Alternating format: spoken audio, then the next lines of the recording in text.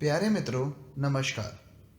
क्रांति बीज पुस्तक से ओशो द्वारा लिखा गया पत्र नंबर 108 आपके लिए लाया हूँ। स्वयं के शून्य से भागना अज्ञान है। रात्रि अभी गई नहीं है और विदा होते तारों से आकाश भरा है। नदी एक पतली चांदी की धार जैसी मालूम होती है।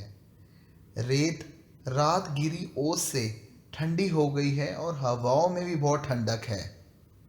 एक गहरा सन्नाटा है और बीच बीच में पक्षियों की आवाज़ उसे और गहरा बना देती है। एक मित्र को साथ ले कुछ जल्दी ही इस एकांत में चला आया हूँ। वे मित्र कह रहे हैं कि एकांत में भय मालूम होता है और सन्नाटा काटता सा लगता है। किसी भांति अपने को भरे रहे तो ठीक, अन्यथा नाम मालूम कैसा संताप और उदासी घेर लेती है। यह संताप प्रत्येक को घेरता है। कोई भी अपना साक्षात नहीं करना चाहता है। स्वयं में झांकने से घबराहट मालूम होती है और एकांत स्वयं के साथ छोड़ देता है, इसलिए एकांत भयभीत करता है। पर में उलझे हो तो स्व भूल जाता है।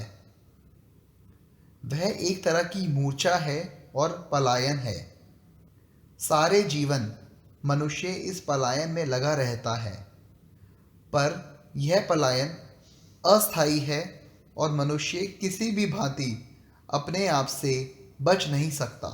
बचाव के लिए की गई उसकी सभी चेष्टाएं व्यर्थ हो जाती हैं, क्योंकि वह जिससे बचना चाह रहा है वह स्वयं तो वही है। अपने से कैसे बचा जा सकता है और अपने से कैसे भागा जा सकता है? हम सबसे भाग सकते हैं, पर स्वयं से नहीं भाग सकते हैं।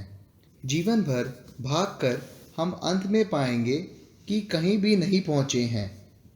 इसलिए जो विवेकशील है वह स्वयं से भागते नहीं, स्वयं का साक्षात करते हैं। मनुष्य भीतर झांके तो शून्य का अनुभव होता है। वहाँ अनंत शून्य है, इसलिए घबराकर वह बाहर भागता है। उस शून्य को भरने का वह अनंत प्रयास करता है। संसार में और संबंधों में उस शून्य को भरना चाहता है, पर वह शून्य किसी भी तरह भरा नहीं जा सकता है। उसे भरना असंभव है और यही उसका संताप और असफलता है। मृत्यु इस संताप को उघाड़कर उसके सामने कर देती है। मृत्यु उसे इसी शून्य में डाल देती है जिससे वह जीवन भर बचता था, और इसीलिए मृत्यु का भय सर्वोपरि है। मैं कहता हूँ, स्वयं के शून्य से भागना अज्ञान है।